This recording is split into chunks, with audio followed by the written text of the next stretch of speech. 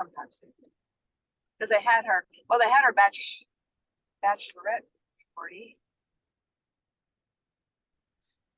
Good morning, sunshines.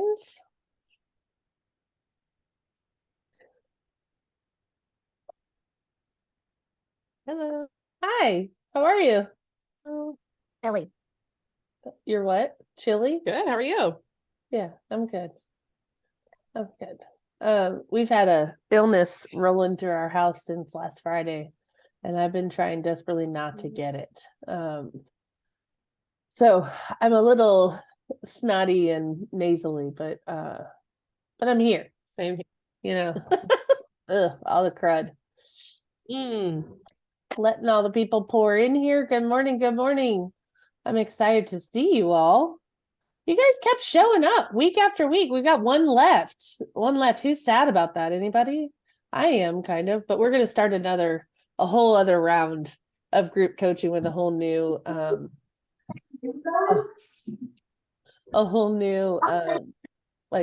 agenda. So words might be a little hard today. Hi, Holly. Holly's got little ones at home I can hear. Hey, so sorry I didn't hit mute. We're about to get in the car. Oh, don't worry. Don't worry. You just join along. It's recorded too. So if you end up having to jump off, you can always play, listen for the replay too. So don't worry. But thanks for being here. This week we are talking about event planning and why you need it, why it's important to your business. I'm going to teach you how to extract business from hosting of certain events. You actually don't have to be the host, so we're going to talk about that as well.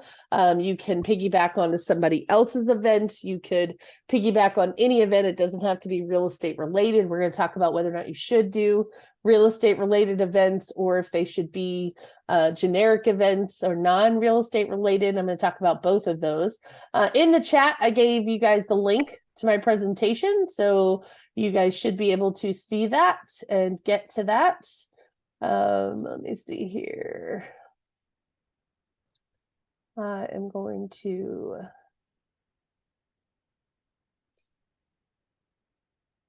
get to it.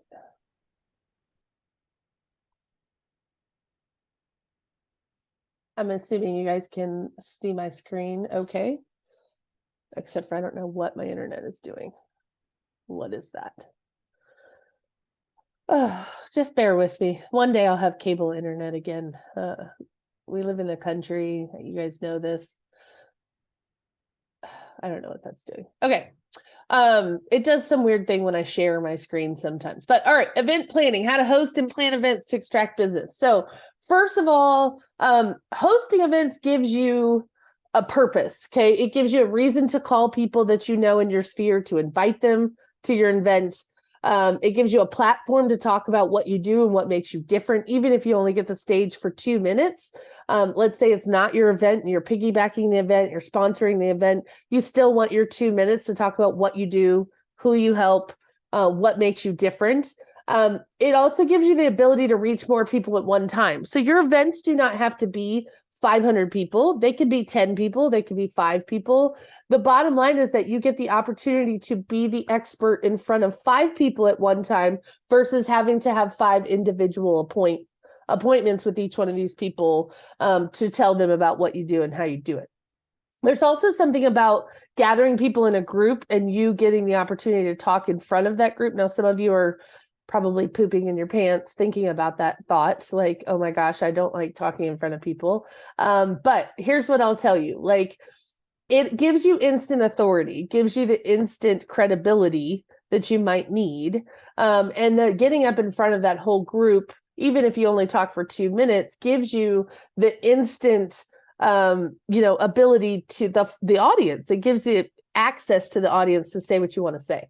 So, it also gives you a reason to call after the event. So you get to do follow-up. And those are 2 different calls. One is, I'm so glad you came to my event. I'm sorry I didn't get a chance to talk to you more one-on-one. Can we get some FaceTime for coffee or lunch or whatever? Or I'm sorry I missed you at the event. I'm doing another event next quarter, I would love if you could attend there. It gives you an opportunity. There's 3 different phone calls that you make just by having an event. And a lot of people don't like calling their sphere because they don't know what to say.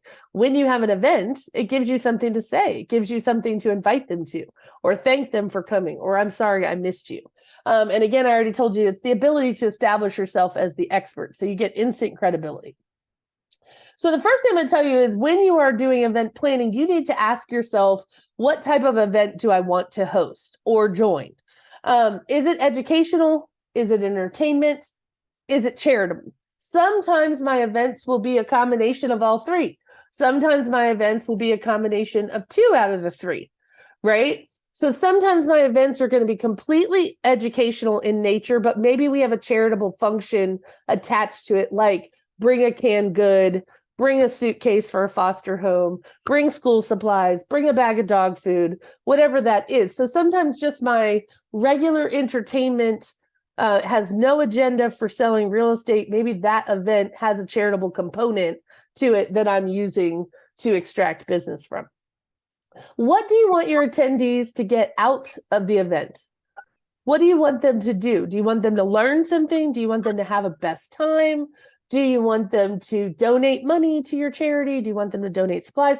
What is it that you want them to do? What do you want them to get out of the event? Is there one main objective or goal?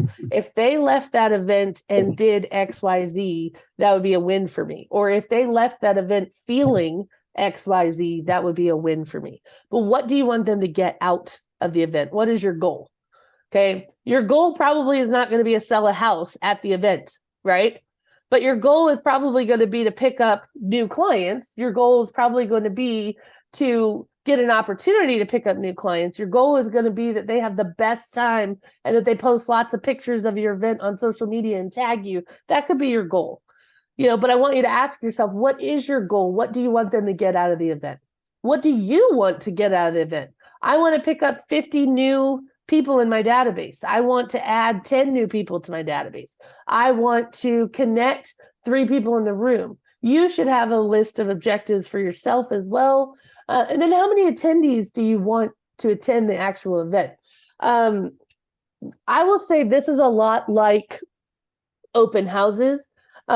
You can plan it, you can post about it, you can promote it, but your job is to get people through the door. It's the same thing when you have an event.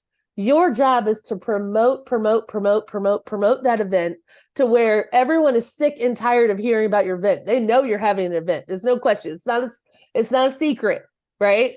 You can't have an event and it be a secret unless you're having a very swanky private VIP event that you don't want anyone to know about. But I don't think that's the case. So how many attendees do you want there? Remember, just because you invite everyone doesn't mean everyone will attend, especially if it's during a weeknight or on a weekend or something like that. So you need to over-invite for however many you think will attend. Now, I will tell you, this kind of backfired for me, and I almost hate to say this because Claire's on the call, but I did have a bourbon event for my birthday, and I thought for sure I would invite like 20 people and maybe 10 would show up. No, they all came. Everybody came. So, which was lovely. It was wonderful. It was beautiful. And I loved that everybody came, but I over invited expecting that, some of my people that normally say they're coming that don't show up, I was hoping and thinking that they weren't going to come, but they all showed up. So I did have 20 people crammed in my living room, which was a wonderful thing. But I'm just saying you need to plan for the fact that sometimes people won't come even though they RSVP, right? You should have an organized plan. Those of y'all that don't join the call late, if you look in the chat, I posted a link to this presentation if you need it. Set benchmarks at certain intervals before the event to keep on schedule. So what I mean by that is I need to have a location nailed down by a certain date. I need to have my speakers lined up by a certain date. I need to have a budget planned out by a certain date. I need to have my marketing materials ready to go by a certain date. So you should set timelines for yourself about when these things are going to be ready. Here's what I will tell you. Most agents are not very organized when it comes to planning events. They're like, oh, well, I'll just have I think I'm going to do a client appreciation event, and they invite all their clients. But you really need to pull off a successful event. You need to be organized. You need to have a checklist. You need to have systems in place about when you do things so many weeks in advance, when you get things ready. And I'm just telling you, you have a checklist. It will keep you on track. It'll keep you on schedule. And then you're not scrambling at the last minute to make it happen, because trust me, last minute Lucy's, it will show in your events that you put this together at the last minute. So have a detailed event with certain deadlines in place. What supplies are needed for your event? You should have a checklist for the day of. Like if you're doing a pie giveaway, you obviously need to have the pies, you need to have ribbon, you may need to have stickers. Just make yourself a list of what things are needed for the day of. And then you're going to need to establish a rough budget. And here's the reason you need to know your budget in advance. If you are going to get sponsors to help you with your events, you need to have an idea of what it's going to cost. You need to know that my overall budget for this event is $1,000, and I'm going to need $500 of that donated, or I'm going to need all of the whole 1,000, whatever it is. One of the ways that you can help establish your budget is there a cost for your location? Will you serve food? Are there door prizes or giveaways? Do you have any advertising costs? Did you sponsor any ads or printing costs for materials? And then the supplies that you need for the event. Are you giving things away? Are there branded materials that you're giving to attendees? You need to allow time to order those things. But what things are needed for the event, and how does that impact your budget? You need to select a date and a backup date. What date and time is best for your type of event? Are you competing with other major events at the same time? So obviously, if you were going to host a big progressive open house, I wouldn't recommend you do that on Super Bowl Sunday, right? Like, you want to think about what's happening. And again, in Nashville, a lot of events actually will impact our open house traffic, or our event traffic. So you want to just make sure, is there something else going on at the same day and time, so that I'm not competing for someone else's attention. And then, is the date and time, the one that you selected, the one that is going to lead to the most attendees? Is that a convenient date and time for people to come to you? And then your location, is there a geographical location that's best for your type of event? Is it easy to find and access? I had an agent, I've been teaching event planning for a really long time, and I love helping my agents come up with the right event for them and their business and who their target client is. And I had an agent who was very passionate about selling in underserved communities. And she put together a 4-week home buying process kind of workshop for people. Now, it was 4 weeks, every Saturday from this time to this time at the local community center, which is perfect at the community center. But she started this event trying to have it at a church. And that was fine, except for the church was not easily accessible. It was not easy to find parking. The building was kind of like a maze, so you didn't even know where to go when you went into the building. The door had to be propped open, or people had to be let in, which is also a problem because people come late. So you just want to think about the venue that you're having it. Is it easy to find? Can you put signage out front? Can people get in and out of the door easily, or do they have to be let in? You guys will remember, some of you will remember, I did an event with a lender. We did a B2B class with a lender. Well, that building was not easy to find. There was no parking, and the door locked, so everybody had to be let in. That is not an ideal location, I would say, for an event that I would ever select again for those reasons. Is there plenty of parking? Do you need audio visual equipment? Do they already have it? Do you have to rent it? Is the space large enough to accommodate the number of people that you have? The other part is, don't choose a location that's way too big and too expensive. Use your resources in your community. Do you know someone that has a space that you can use that's not $1,200 for an afternoon? I had another agent who loved planning events, but she was always a last minute Lucy. She always waited till the last minute to plan it. She would rent a hall or a top floor of a restaurant, which is very expensive. And then she would have 2 people show up at her event. Well, she spent so much money on the location that she was in the hole, And those people weren't even looking to buy or sell a house. So that was not what I would call a successful event. You need to try to keep your costs as low as possible, depending on the type of event you're doing, and make sure that the space is appropriate for what you're doing. Make sure that it's easily accessible, easy to find, great signage, easy to get in and out of, that there's parking available, and then try to find one that you're not paying an arm and a leg for.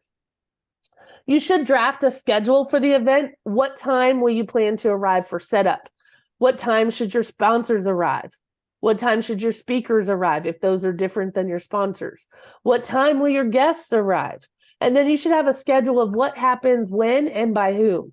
You should not leave it up to your speakers to say, oh, well, you guys have 20 minutes and you don't have an order of who's speaking in which order. You don't know what time that is, what time it starts and stops. You need to plan your event so that it looks like you know what you're doing, okay? So you should have it mapped out by who's speaking from what time to what time. You want to start your search for speakers early.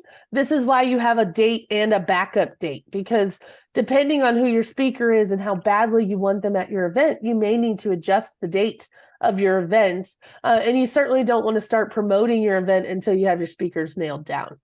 Research the speakers with experience speaking at your type of event. This is a big one for me because I put on lots of events. And not to bash anybody, but I'll use that same event that I was just talking about with the lender and the business to business workshop that I did. I would just say, is the person who's speaking representative of what you are, who you are, how you operate your business? Are they a reflection of you? Or do they completely carry themselves completely opposite of you? And when they open their mouth, you're embarrassed. That's not who you would want to speak at your event, right? So you want to make sure that the person that is speaking has the authority, has the knowledge, is a good speaker in public. I have had a lot of people that are that have spoken at events that I think should never be given a microphone. And they certainly are not eloquent speakers and they don't have it planned. So be aware of that. Compile a list of your ideal speakers, even if you think they're a stretch or a reach, or they would never do that. You should have some options in case the people that you really want are not available that day. You should solidify your ask, which means reaching out to your speakers saying, I'm hosting an event.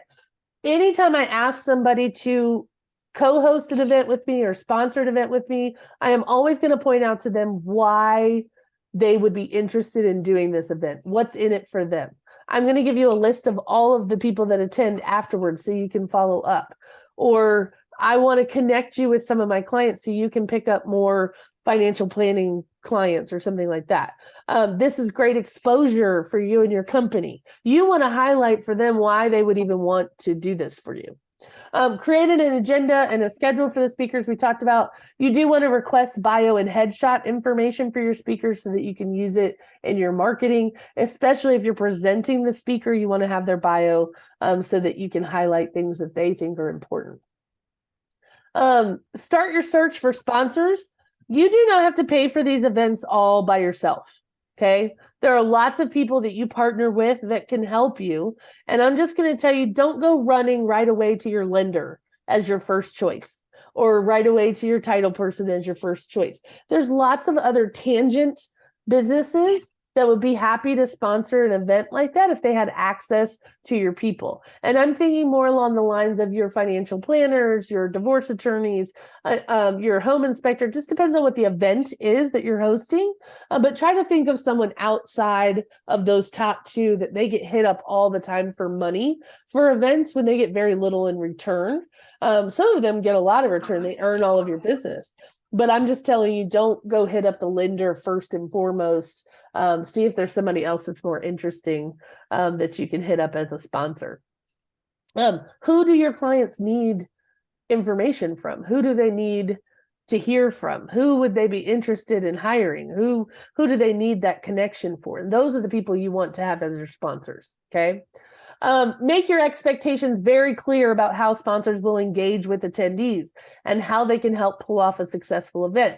So y'all probably know I'm a member of the Girls with Grit group on Facebook. They had a conference last year in St. Pete, Tampa, St. Pete area. And this is only the second year of putting on a conference. And they had this guy who was a mortgage lender who was referred to them by someone else as a great speaker for this event. Well, these girls do coaching of all types. They have group coaching. They have, a pretty robust group coaching group. And this speaker ended up being a coach. And after the event, he harassed every attendee of the event. Join me on my Monday coaching calls. You should join my coaching group, blah, blah, blah, blah. Well, they didn't find that to be appropriate because they also are in the business of coaching. And so you need to have a conversation with people sometimes and say, I would prefer if you did not, you're here acting as a lender. That's how you can interact with them. But you need to set boundaries. If you know somebody has multiple businesses or whatever it is, you need to set boundaries with them and make sure that they know how it's okay to engage with them. If you're giving them full carte blanche to follow up with people however they want, just be careful. You may get some clients that are upset that those people are harassing them all the time. Gather logos and headshots from your sponsors as well. Then you're going to start promoting your events. And this is where the rubber meets the road. You've done all this work thus far to plan a great event, and now you need to get people in the door. You need to get people to show up. So you need to develop your message. What is the event? What can they expect to get out of it? Why should they come? You want to create digital marketing graphics for the event to use across all social media. You want to personally invite people, and this is why people will actually show up. You can send people an email in your database. You can text them in their phone. You can leave them voicemail messages, but a personal invitation. Hey, I don't know if you saw, we're having this Money and Mimosas event on Saturday. I would really love it if you would attend. I would love to see your face. I think this is something you would like to do.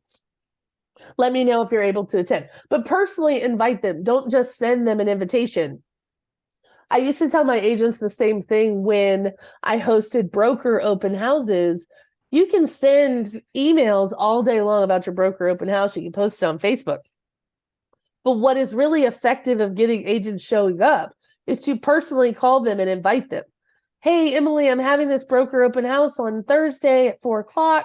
I know that you work in that area a lot. I would really love it if you could stop by my broker open house and give me some feedback and come eat some whatever, right? You're more likely to attend because I personally invited you and you don't want to disappoint me. And, if your schedule allows, than if I just sent you an email that says I'm having this event. You might not think it's that important to me that you show up. So personally inviting people will help drive people through the door. You should consider offering an early bird incentive. So for the first 10 people that RSVP, they get a free VIP bag, or they get preferential seating, or they get an autographed copy of the speaker's book, or they get a free one-on-one consultation with your advisor. But some incentive to get people to sign up and RSVP, or to show up if they RSVP. When I used to do my bus tours, we would charge people $10 just to reserve their seat. And if they showed up the day of the event, they got it refunded. That was an incentive just to get them to show up, because people RSVP all the time and then don't come. So that way I wasn't stuck with 35 lunches and, people got their money back. It was a free event to them if they actually showed up. I would say every month I made about 30 or 40 bucks on tickets of people that didn't show up, but I would have been stuck with a whole lot more lunches every month if I didn't have that policy. And then distribute your event on online event calendars. Don't be afraid to put it on Facebook events. Don't be afraid to put it on like the Nashville events. If you're members of Chamber of Commerce or something like that, have it there. You can get PR and press by letting people know you're having this event and how they can attend or how they can sign up. But you have to promote the event to get people in the door. Then you're going to finalize your venue details. Are you going to serve refreshments? Do you need plates? Do you need forks, napkins, cups? Do you need to rent any equipment? Do you need a microphone? Do you need a sound system? Are there any deposits required for the venue? Do you have to have insurance for the day of for your event or something like that? Do you need any event signage? So I had some signs that say MCE team event with arrows so that anytime my team puts on an event, they can borrow these directional signs. They're 12 or 14 bucks. No big deal. They're not real expensive. But if you're having things at venues that you want to have signage in front of, you can certainly get those. What is your event communication plan? Which means, how do you let people know that the event is happening? How do you let people know during the event? Do you need ongoing communication during the event? You know, are you messaging people reminders? Are you calling them? I usually like text reminders. Hey, don't forget tomorrow at 1 o'clock. You know, overkill sometimes will help get people through the door. Pro tip would be to have someone there to take photos, no matter what your event is. And I know some of you are envisioning like a class or something like that, but I want you to imagine if you're having any type of appreciation or pictures with the Easter Bunny, or you know, you're having a stuff the backpacks workshop or something like that, or a charcuterie board making thing. Have somebody take videos and photos for you and then share the gallery with the attendees after the event. Do you need swag? So what will the attendees receive at the event? Do they need handouts? Are you giving them gift bags? Are there branded items you want them to walk away with? Do your sponsors have things they want them to have? What kind of things can you give away to your people? And do you need to plan enough in advance so that they can be ordered in time for your event? Branded materials you cannot get in 24 hours. So don't wait till the night before your event to say, I don't have anything to give them, and try to order them. So leave yourself enough time. Send reminders. It is another reason to call people. You're reminding them of the event. You want to send reminders to your sponsors, because even though you think these people are really responsible and they've got it together, you'd be surprised how many people agree to something and then not put it on their calendar. So make sure your sponsors get reminders too of where to be, what time to be there, what they should bring if there was a communication about that. Same thing with your speakers, same thing with your vendors. Promote means push marketing efforts to reach attendance goals. If your RSVP count is super low, you might offer some type of incentive, like a discount on the ticket, or an extra incentive for anybody who buys a ticket today, something like that. But you need to promote your event as much as you possibly can. And if your RSVP count is low, one of the things I want to tell you is that if you were doing a series like the girl who did 4 Saturdays in a row, that's what I would call a series of events. If you're doing something like that, don't fret about your first one being low attendance. You show up the next week anyway, because sometimes people need to know you're doing it again in order for them to realize that your event is legitimate. Don't give up just because only 2 people showed up in your first week, and this is supposed to be a series of 4 weeks. Keep promoting it. Keep doing it, okay? You definitely want to ask your sponsors and your speakers to share the event. You don't want to be the only one promoting it. So anybody who's participating in the event should also be sharing it and letting everyone know. You should be communicating final attendee numbers to your caterer if you have one. Sponsors, any vendors, speakers, everyone should know approximately how many people we're expecting and what that looks like. Now, the day of the event, I want you to arrive early, not 15 minutes late, not 30 minutes late. Don't go get your hair done the day of your event. I'm about to go. I'm about to go, Mom.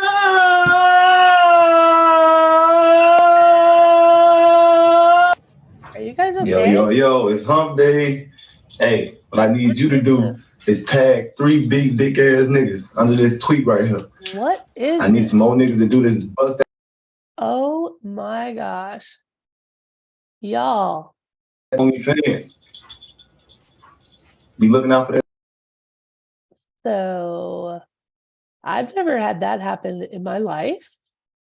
But clearly somebody hacked in, somebody just entered our thing. That's nice. So sorry. I apologize for that. I reported it and removed the person. I've never had that happen in my life. That was really nice. Okay, so I think I'm gonna go back to bed now, y'all. Holy crap. Okay, so arrive Definitely early. wake you up in the. Oh my gosh. That's why we have a waiting room, but it didn't show anything on the person's thing. It just said Amanda C. So so sorry about that. Arrive early, don't come late, don't get your hair done that day, don't go to the store on your way, prep ahead of time, get the stuff you need ahead of time. Come prepared for the course or the event, whatever it is that you are doing. Bring all the necessary supplies, go back to your checklist and review what are you supposed to have for that. Pull out any necessary signage or put it out so that people can find your event. Make sure all your speakers and vendors have the schedule for the day. Make sure everyone has a copy. They know when they're speaking, when they're not. The other thing I was asked is tell your speakers to, if they're not speaking like at the moment, they should be engaged and paying attention to what's happening. So often I will see people that they're fourth in line to speak and they're over on their phone, they're stepping out to take calls, they're in the bathroom, they're everywhere but paying attention and engaged in what's happening. I think it's very distracting. I think it's very distracting and I don't like it. So I would just have a conversation about expectations of your people. Make sure all the speakers and vendors have a schedule for the day. They know what's happening. Have a designated check-in table. So here's the other thing about your events. No matter what kind of event you're having, you should have someone checking people in and gathering their contact information, especially if your event is open to the public, right? You want to either draw for a door prize so that you can get people, add them to your database if it's something in the community. So let's say I was putting on one that I've done in the past, and there's like Friends of Fairview Park, which is this big park in Fairview. It's like a nature, like a bunch of it's like a festival for the community or something. And so that would be an event that I would participate in that's open to the public. I want to get people there. And I want to have a check-in or some type of raffle or some kind of door prize. I might want to give out balloons. I don't know, whatever you're doing. But you want to have a check-in table so people can check in if they RSVP'd, if they had a ticket. You definitely want to do a door prize so that you can get people to sign up for that. You basically want to collect people's contact information. You should bring some kind of help with you depending on the number of people at your event. Do you need a registration table? Do you need a cleanup crew? You don't have to do everything by yourself. Keep the flow moving. Make sure your guests are comfortable. Is the room too hot? Is it too cold? Are the chairs going to be comfortable? Do they need tables? Do they need something to drink? What is it that they need? After the event, you're going to ask your sponsors or your speakers and even your attendees, what could we have improved, right? Sorry. What could we have done differently? What could we have done better? What do you think went well at the event? What do you think we could have done better? What do you think the people liked about the event? Were their expectations met? Would they sponsor a similar event again? This is definitely something you want to know whether or not they will want to do it again, especially if you're trying to feel the sponsors out. Discuss your follow-up plan with your sponsors. So nobody wants to be called by all 6 people after an event. So you may want to say, hey, I'm going to follow up with everybody first this week. You go ahead and follow up with everybody next week, but you should have some communication plan so that you're not all 6 bombarding these people with phone calls immediately after the event. That will turn people off. How will everyone follow up and how will they communicate about it? The other thing about your speakers and your sponsors is that if it's your event and they're following up after the event, they should be driving traffic back to you, which means, hey, I'm really grateful that I got a chance to be a part of Laura's event last Saturday. You've got a really great agent there. You want them to resell you to their people. You want to discuss your follow-up plan like we talked about. Your follow-up plan should be every attendee gets a handwritten note thanking them for attending. And if you had collected people's addresses or you have them, then you should be sending them handwritten notes. What else can you do to send to attendees to thank them for coming? Or what else can you send to them? You might want to send everybody like your one sheet, or remember we talked about collateral materials that you have. What is in your list, in your arsenal of tools that you could send to somebody that would just remind them who you are and what you do? Each invitee, or each person that you invited that didn't attend gets a follow-up saying, I'm sorry we missed you at the event. Here's some of the handouts that we gave out. Or is there something you can send to people who didn't attend that you think they would want? All guests who aren't already in your database should get added as new contacts. You should also be tagging them by the name of the event. So for example, if I hosted a veterans breakfast for veterans, every person that I met at that event would get tagged as veterans breakfast. So the next time I have a house that has a VA assumable loan, or I see that there is a veterans parade or breakfast for veterans in the future that I want to tell them about what's happening in the community, I would then sort through my database, find every person that was tagged as a veteran or at that event, and send outgoing communication to them. Okay. But bottom line is that every event that you have, the people that you meet at the event should get tagged in your database as that event. Okay, so that you can find them later. Does that make sense? Because I promise you, a year from now, for example, the girl that did the 4-part series, that series was on budgeting for new home ownership. It was about being a first-time home buyer. That was very difficult to get people to show up all 4 weeks. So she had some people that showed up week 1, some people showed up week 3, some didn't show up, they only showed up for one of the classes, whatever it was. But she's never going to remember that Sam Phillips came to her event 2 months ago. So you want to tag them with the name of your event so you can find them later when you're thinking of them.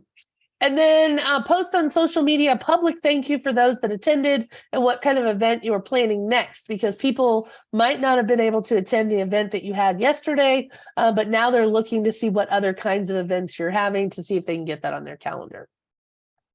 So let's talk about types of events, because that's really what you came for. I'm sure most of you already knew most of the stuff that I just shared, but let's talk about the types of events that you can have.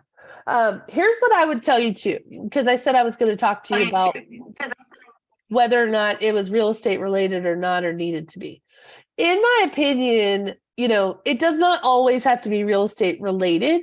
I definitely love events that are non-real estate related, because I think those are more in line with things that you like, and they're more in line with your interests. It's more authentic. Typically, you can be yourself. And what I mean by that is, let's say you hosted a brunch for your running group. You guys were going to go running, and then you were going to go to brunch afterwards. That's not real estate related necessarily, but obviously they know who you are and they know that you're in real estate. And if they don't, that's your opportunity to tell them that. But you being a part of a running club and hosting a brunch, you might not feel so pressured to get on a stage and talk to 500 people. It might just be your small little running group of 5 people, which is totally fine. Your goal in events is to spend intimate time with people, them allowing an opportunity to get to know you, and you an opportunity to get to know them, right? So it doesn't matter if it's real estate related or not. Your goal is to spend time with people. And if that needs to be non-real estate related so that you feel more comfortable, so that you actually can, connect with people, that's okay too. Okay. It doesn't have to always be real estate related. A lot of my ideas that I have for you today have real estate components to them, but some of them don't, but we'll talk about that. All right. Types of events. So educational ones are going to be your home buyer class. I've seen tons of those. Lots of agents offer them. Home seller classes are actually more popular because most people have bought a house before, but they've never sold a house before.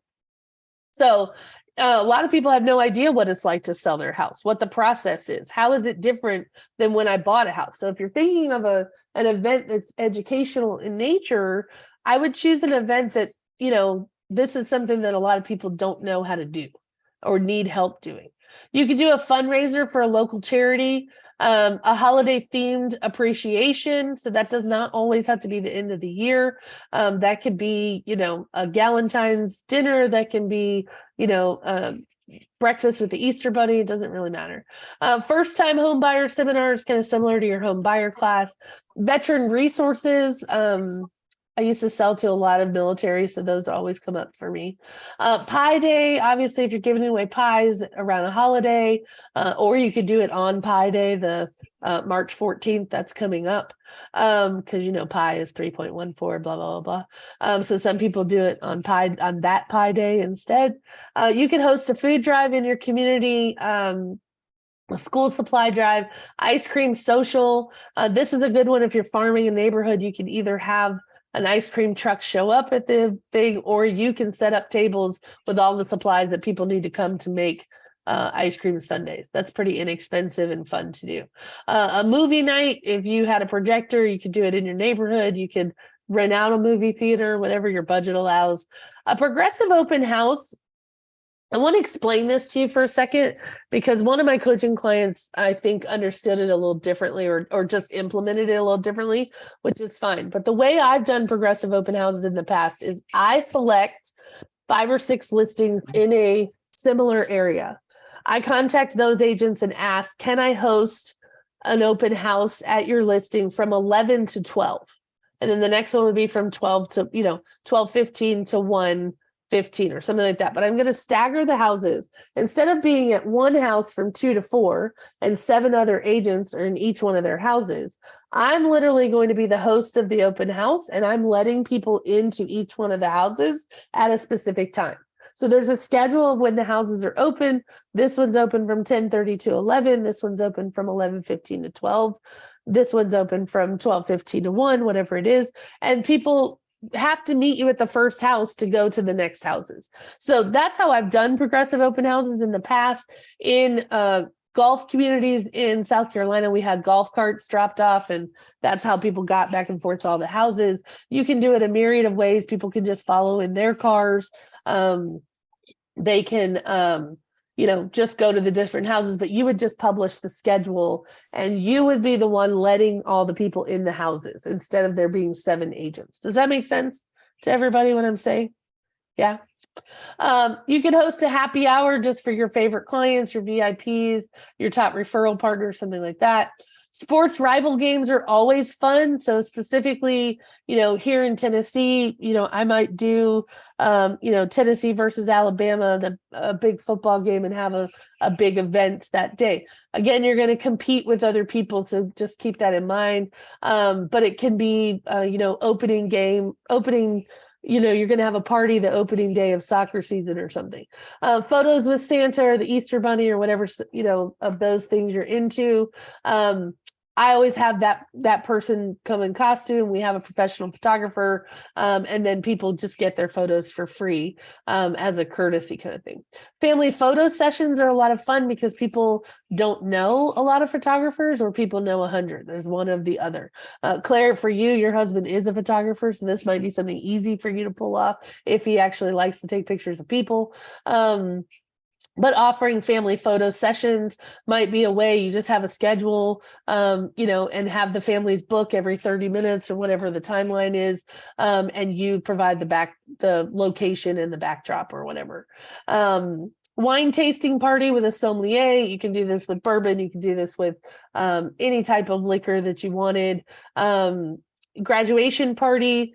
Again, this is a good one for all of your friends who have kids that are graduating. I would recommend that you do it early in the month, not when they're actually graduating.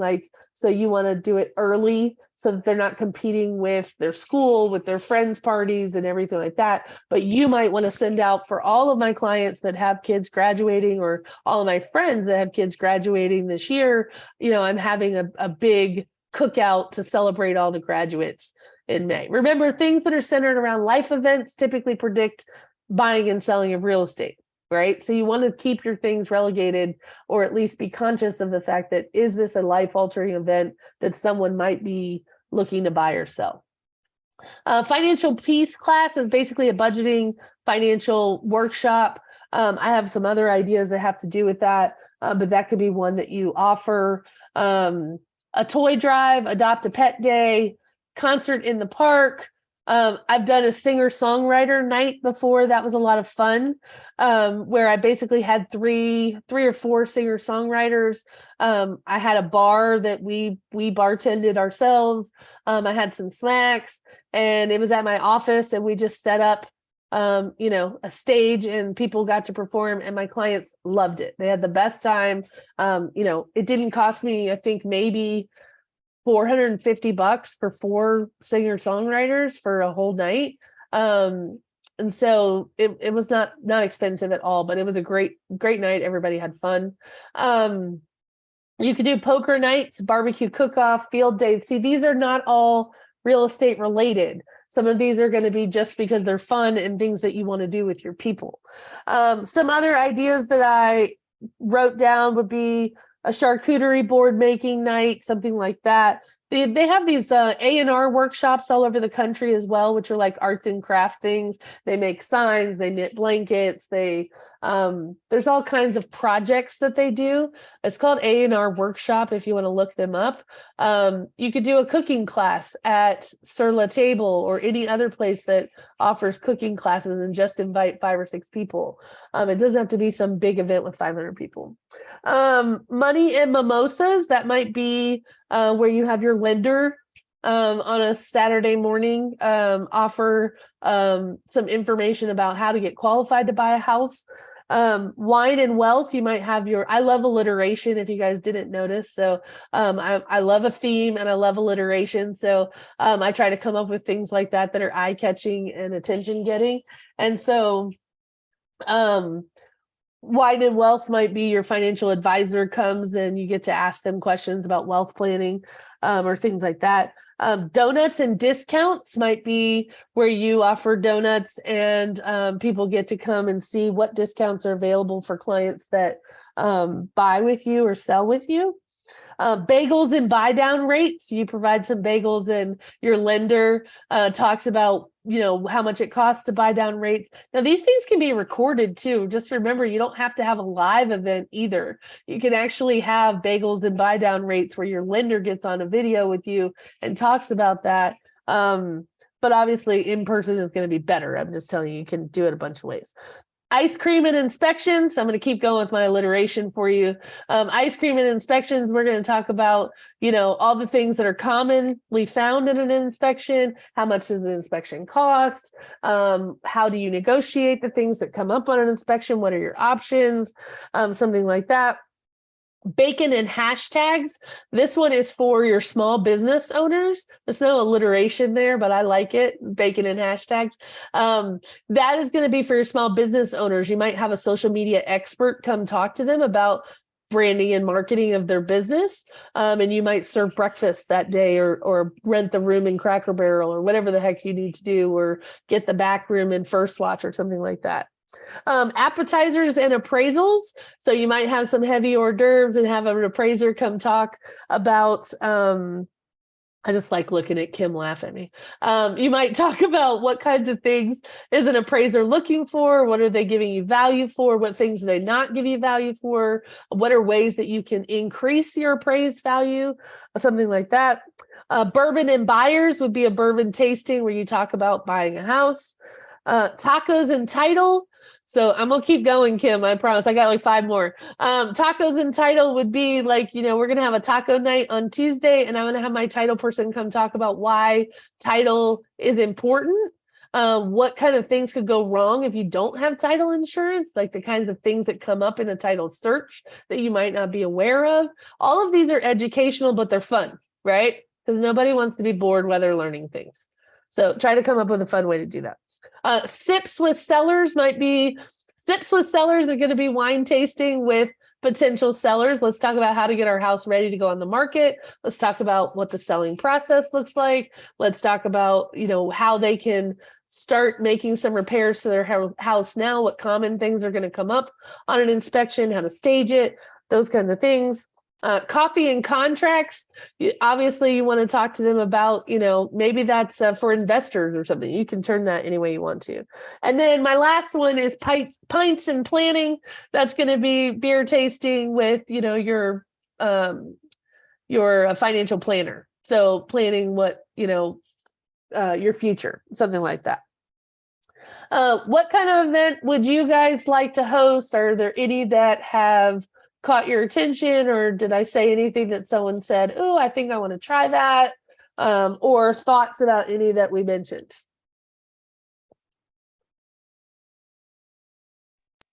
The cooking class looks good. Yeah, I like that one too. It's up my alley. Yeah, me too. Since we homeschool, I think of things getting homeschool moms together because they can be Yeah. kind of isolating. If Yeah, they're in the community. definitely.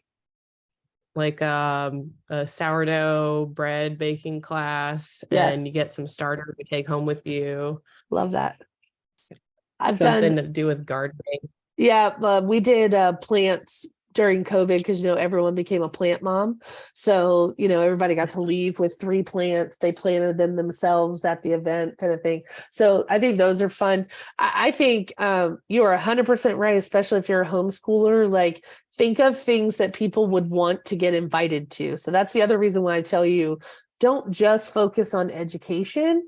Focus on fun things that you think people want to attend. Like, what kind of things can you get people out of your house? The other thing I will tell you is that post-COVID, we've all become a little bit more recluse, right? Like, we don't leave our house unless we have to. A lot of people are still being very introverted, like where they weren't before.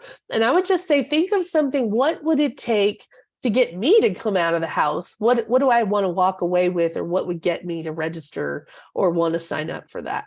Sometimes it's a big door prize. Sometimes it's, an event that you wouldn't want to miss. It sounds like a lot of fun. But try to think of events that people in your community, who your target people are, that you think, what could I offer them that would get them to come out of their house? What could I offer them to get them to show up? So that I can interact with them, because remember, you might not be getting FaceTime with some of these people. Any other events that you guys found interesting or that you liked? All of my alliteration. I liked a lot of these. I've been thinking about doing the happy hour thing for a long time. Sure. A lot of them are really, I like the alliterations a lot. So there's a lot of good ideas there. Awesome. I love it. Giveaways during the event, Holly said, you're 100% right. Like, sometimes, especially if it's a class and it's very heavy education, you want to keep people interested. I will tell you, most people, I call it the ADD society. Most people have an attention span of about 30 minutes. And after 30 minutes, they start to shuffle in their seat. They start to get antsy. So you just keep that in mind. If you're scheduling your speakers, if you're scheduling a long itinerary, you need to give people breaks. You need to let people stretch their legs, but don't let them leave, because that's what they do. Block the door, tell them you can't leave. I'm just kidding. But, definitely, I love giveaways during the event. We're going to draw 5 giveaways, and we're going to stagger those every half an hour just to keep people interested. But yes, people will get antsy, and people will definitely, tune out over a period of time. So you want to keep them engaged and keep them, if you can get them up and moving around, that's awesome. That helps as well. All right. So I want you to think about what kind of event is appropriate for you. It does not have to be your biggest 500-person event with a budget of like $5,000. That's not what I'm talking about. It can be 3 people. It can be 5 people. It can be 20 people. But I want you to think about who your target audience is. What is my goal? Am I trying to teach people? Am I trying to get people to have fun? Am I trying to do both? Am I trying to build my database? Am I trying to meet new people? A cooking class for me would 100% be up my alley, because I love to cook and I love to talk to people. So cooking while I'm meeting new people would be great for me, right? But you better believe if I showed up to a cooking class, I would have a name tag on, right? If it's one thing I just participated in versus hosting, right? Remember, your name tag, a super easy way for you to do that. Awesome. Brandy, can I share your comment with everybody? Yeah. So Brandy said that she would love to plan for Santa photos. She's good friends with someone who owns a Christmas store here in Oklahoma City, and she wants to pick my brain on that.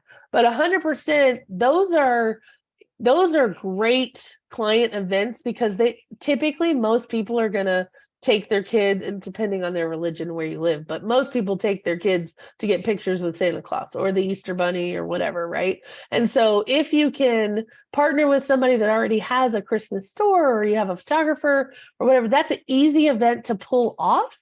And I actually have a checklist for that, Brandy, of actually photos with Santa, that event. So I will share that with you. Okay. All right. I hope this has inspired you at least have your wheels spinning to think about what kinds of events I might need to plan. At the end of the day, I want you to think about what your goal is. Is this to educate people? Is this to have fun? Is it both? Is it to give to charity? Is it to get, press? Is it to get business out of? The goal would be for you to extract business from it in some way, shape, or form. The other thing I want to tell you is a reminder. I already said kind of earlier, if you have low attendance, if you say you put on this event and you only have 2 or 3 people show up, that does not mean that you stop doing events.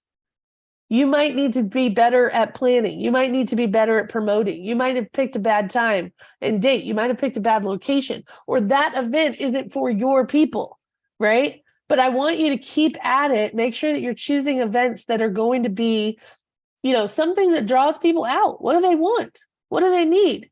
And you as the realtor, what do you have to offer them? Is it your connection to your financial advisor or an attorney or a tax accountant? Is it, your connections to the people that, they're already using or needing in your community? What does that look like? And how can you connect them? And can you create an event around it? So last thing I want to talk to you about is just, do you charge for your event or not? I've never charged an admission for an event that's client facing. So if I'm hosting a class, it's free. If I am hosting, even if the money and mimosas, I typically don't charge a fee for something like that. But I know other agents that do, and that's okay. That's your choice. I will tell you that a lot of times if you sell people tickets to something, that it's got to be reasonable in price, or you're going to have to work twice as hard to get people to show up. But I will tell you that, if you can manage to pull it off where you don't have to sell tickets to make it happen, if you need one more sponsor to make that happen, that would be my advice to you. Is I would not sell tickets for something that's client facing that I'm trying to get clients from. I would host it, I would pay for it, or I would find sponsors to help me pay for it. But I'm not going to charge my clients $25 to come show up at an event that I'm planning. But that's your choice. I have seen lots of agents that do it. I just don't think you get the same kind of attendance that you do when it's free. Okay. Any questions for me? I'm really sorry about the doofus that popped in here. That was disgusting. And I'm really sorry that happened. I don't even know how that even occurred. But I apologize for that. Next week is our last week of this session. Next week is videos, reels, and TikToks. Whether you have any experience with them or not, we're going to talk about, I've got 50 or so many strategies. I have a whole list of videos that you can create. The other part I wanted to tell you about your event planning is you can make them just like some of the things that I mentioned. You could do 3 or 4 of those. You can put together a series of several of them in a row. They can be video based. They can be in person based.